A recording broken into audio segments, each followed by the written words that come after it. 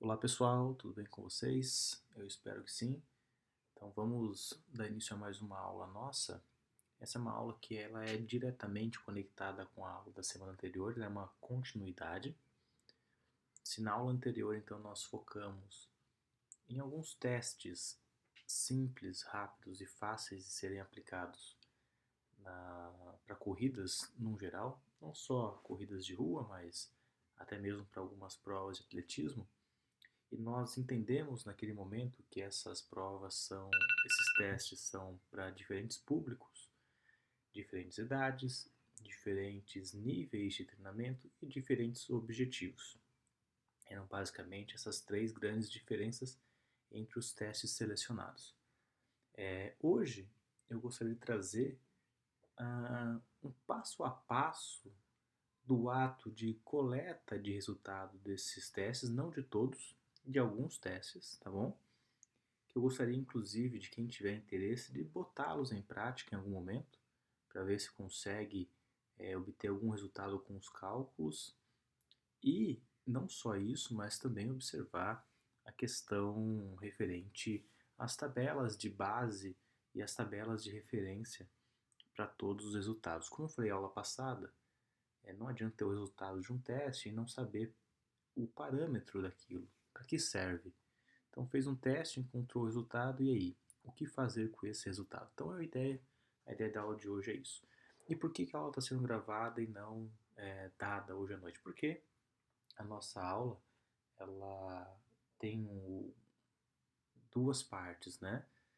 E num primeiro momento, onde vocês vão me trazer algumas informações, eu tenho algumas informações para trazer, e para que a aula não se prolongue, então a gente tem um foco na aula que é um conteúdo mais informativo e uma interação com vocês, né?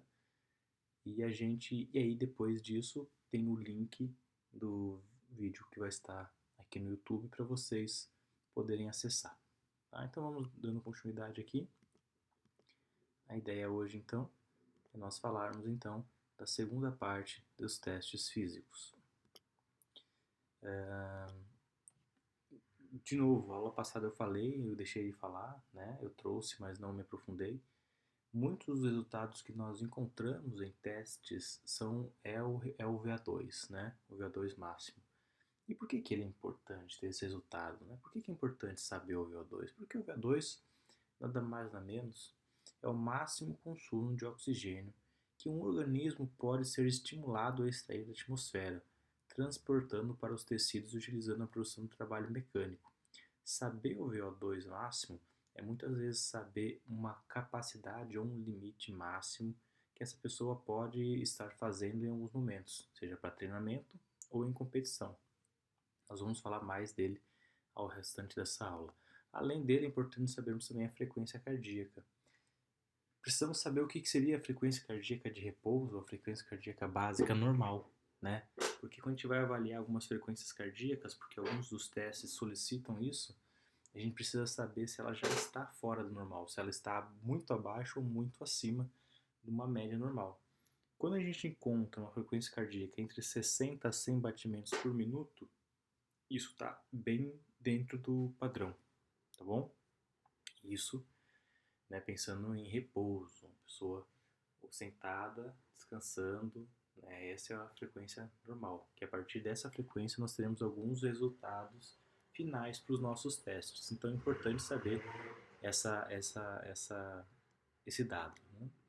Então, basicamente, quanto mais esforço o coração precisa fazer para mandar o sangue para o corpo, maior será seu esforço e, consequentemente, maior será a frequência cardíaca dessa pessoa. E quanto mais eficiente for cada batida do coração, menor será a frequência cardíaca. Por isso, o ideal é que os batimentos cardíacos sejam sempre mais baixos, mas não tão baixos que não permita que o sangue chegue a todo o corpo. Por isso, existe uma taxa ideal que varia conforme a idade. Então, até 2 anos de idade, de 120 a 140, entre 8 anos a 17, de 80 a 100, no adulto sedentário, de 70 a 80, e no adulto que faz atividade física e idosos, 50 a 60 batimentos por minuto. Uma coisa interessante saber também é que uma das possibilidades de perceber se a pessoa tem uma boa condição física, se um atleta está bem condicionado ou não, é a velocidade com que essa frequência cardíaca volta para a normalidade. Então ele fez uma atividade que exigiu uma grande quantidade de esforço e rapidamente voltou à sua frequência cardíaca normal ou inicial, é uma das indicações ou um dos indicativos de que a capacidade física daquela pessoa está de média para boa. Quanto mais rápido volta, melhor a condição física. Quanto mais lento o processo de volta, isso a gente pode ver na prática, intrinsecamente olhando. A pessoa fica lá extremamente ofegante, cansada por muito tempo, né? Isso é sinal que ela está mal condicionada fisicamente. Se ela está bem preparada, o retorno é muito mais rápido. Você vê a pessoa já mais plena, com mais velocidade, né? Nós temos aqui então a tabela que eu trouxe como base da questão que eu levantei agora há pouco, né? Então, aqui voltado para os homens e aqui para as mulheres, tá ok? Então serve aqui já de referência para quando formos, de novo, homens e as mulheres, para quando formos ter os nossos dados coletados, a frequência cardíaca, os batimentos, nós temos como referência aqui. Então vamos lá. Então quando o batimento está acima de 100, né? Então nem sempre o aumento das batidas do coração é causado por alguma situação preocupante. O coração pode ficar batendo mais forte ou acelerar em situações do dia a dia como emoções fortes, algum tipo de ataque de pânico ou ansiedade, que é muito comum na sociedade hoje, as crises de pânico ou as crises de ansiedade durante a relação sexual, daí não é tão ruim, quando a febre, durante a prática de exercício, como é o nosso foco, ao fazer algum tipo de esforço, devido ao uso de medicamentos, quando a pressão está alta, devido à ingestão de grande quantidade de álcool ou cafeína, né? E quando existe alguma doença cardíaca, aí realmente já é algo mais preocupante de fato, embora tem graus, tem níveis de doenças do coração, né, doenças cardíacas, como insuficiência cardíaca ou doença cardíaca valvar, assim como de outras doenças como a aterosclerose e a hipertensão, tá bom? E quando a pressão está alta, acima de 140 por 90, há ataque cardíaco. E se a pressão continua subindo, existe risco do infarto. Nem todo infarto é gerado por causa disso, mas essa é uma das possibilidades de gerar infarto. Os sintomas que podem indicar que a pessoa está tendo ou pode ter um infarto incluem, como falei, dor no peito, dor no braço, sensação de má digestão, tontura e suor frio. Tá? Essas são possibilidades.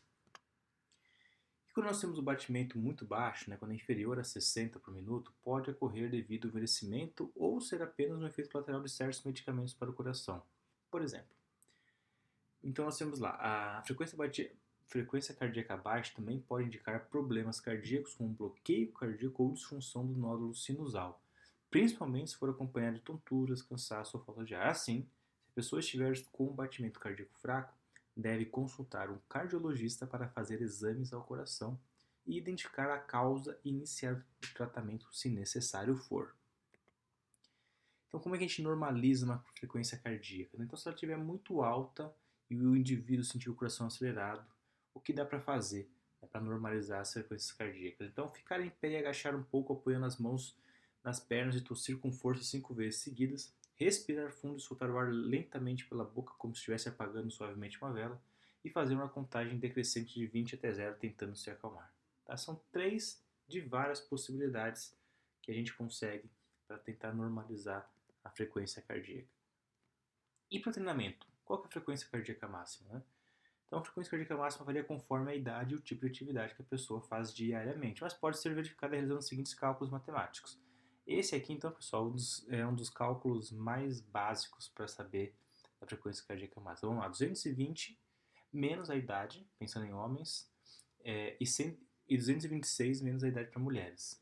Tá? Então, um adulto jovem pode ter um batimento máximo de 90 e um atleta pode ter uma frequência cardíaca máxima de 55. E isso vai estar relacionado ao condicionamento físico que o indivíduo possui. O importante é saber que a frequência cardíaca máxima de um indivíduo pode ser diferente de outro e isso pode não representar nenhum problema de saúde, mas sim um condicionamento físico. E por fim, para emagrecer, aí que é uma questão aí já mais ampla, né? Mas embora eu acho importante a gente falar, e ao mesmo tempo que queimar gordura deve treinar numa faixa de 60 a 75% de frequência cardíaca máxima, que varia de acordo com o sexo e idade do indivíduo e varia de acordo com vários estudos recentes, novos, coisas que saem diariamente. Vocês têm uma aula com uma especialista nesse sentido, né? Então não vou me aprofundar aqui, porque eu poderia inclusive estar falando besteira diante do conhecimento mais atual e mais abrangente de uma outra profissional. Parte final agora aqui, nós concluímos a primeira parte, eu queria trazer agora para vocês alguns testes que nós já vimos semana passada, por exemplo, corrida de 6 minutos, lembrando que é um teste voltado para crianças, que não exige um grau alto de condicionamento físico, né? E nós temos algumas variáveis. Esse aqui, pessoal, esse aqui simplesmente é o cálculo para ser feito para encontrar os resultados do teste de caminhada de 6 minutos. Tá? Então é um cálculo que não é extremamente complexo, mas também não é tão simples. Ele exige algumas coisas como peso, como altura. Aí sim, a partir disso, a gente consegue encontrar alguns resultados legais. Vou passar aqui um pouquinho. Isso aqui é a tabela de resultado do teste, de comparação para o teste. Tá? Funciona bem. Nós temos algumas escalas que são bem famosas no mundo das atividades físicas, que é, por exemplo, a escala de Borg, que é uma escala de esforço, né, de percepção de esforço. Quais são os pontos positivos e negativos de uma escala de percepção de esforço? É porque a percepção é muito individual, né? Então, de repente, mesmo pessoas com capacidade física parecidas, com nível de treinamento parecido, fazer uma atividade igual e cada uma ter uma sensação, uma percepção de esforço diferente e ambas estarem, por exemplo, com a mesma frequência cardíaca, com o mesmo desgaste físico, né? Então ele é um teste rápido, extremamente fácil, mas não tão fidedigno, né? Porque ele tem essas nuances e essas variedades que é importante se levar em consideração. Levando em consideração agora o teste de Cooper, que como eu falei é um dos testes mais aplicados no mundo, o teste de Cooper também tem esse cálculo, tá bom? Então, com base na distância percorrida, né, que você encontrou em Cooper, a gente consegue estimar o VO2 máximo através desse cálculo. Então, de novo, uma vantagem, né? Um teste que tem a possibilidade de avaliar uma quantidade grande de pessoas ao mesmo tempo, também pode ser aplicado a pessoas de todos os níveis. E a desvantagem é que a estimulação constante variável se faz necessária. Você tem que estar sempre cobrando o atleta, o aluno, a pessoa, para que ele mantenha a motivação durante o teste. Nós temos também as tabelas de resultados. Eu sei que eu estou passando um pouco rápido pelas tabelas e pelos cálculos, mas é porque, obviamente, esses cálculos e essas tabelas nesse material que está sendo apresentado, não só como vai ficar gravado no YouTube, como vocês também já têm ele no estúdio de vocês. Então vocês têm um material gravado com uma pseudo-explicação e um material no estúdio postado para quem quiser copiar, ter as tabelas, inclusive com as referências de onde tudo isso é retirado, né? Isso é sempre importante, pessoal. A gente não tira de nenhum lugar, tira de algum lugar, sempre tira de algum lugar importante, tá? Nós temos também aqui uma calculadora, pessoal. Basta acessar aquele link. É um teste, é uma calculadora também para encontrar alguns dos resultados do teste de Cooper. Também é bem interessante para quem tiver interesse, tá bom? O teste de Balk, que é um teste também, como eu falei, embora não seja tão famoso, é um teste bastante utilizado. Muitos pesquisadores utilizam esse teste para coletar e ter informações para suas pesquisas. E o Balk, geralmente, o ideal é que seja um teste feito em pista, por isso que ele é muito interessante, principalmente para corredores e atletas realmente de atletismo, né? Então nós temos aqui a fórmula ali embaixo do teste de Balk para descobrir então o VO2. E aí nós temos também aqui a tabela de referência para os resultados encontrados, tanto para a metragem quanto para o VO2 máximo e o nível ali do lado eu sei que está em espanhol, mas eu acho que dá para entender, né? O teste 1600 de Almeida também é um teste que não é tão complexo, mas já deve ser feito para pessoas que têm um certo condicionamento físico. E aí aqui sim é um cálculo um pouquinho mais complexo, não é tão fácil de se fazer. E nós temos alguns artigos como base com as referências para saber a comparação do VO2 para ver o nível desse nosso condicionamento, desse nosso atleta ou desse nossa aluno ou corredor, enfim. Como eu falei, essa aqui era uma aula um pouco mais rápida, mas era importante da gente ter o registro dela. Então está registrado, esse material está tanto no YouTube quanto no estúdio para vocês baixarem. E qualquer dúvida eu estou à disposição para nós durante as nossas aulas, tá bom? Então é isso, um grande abraço a todos, um beijo na alma e até a próxima.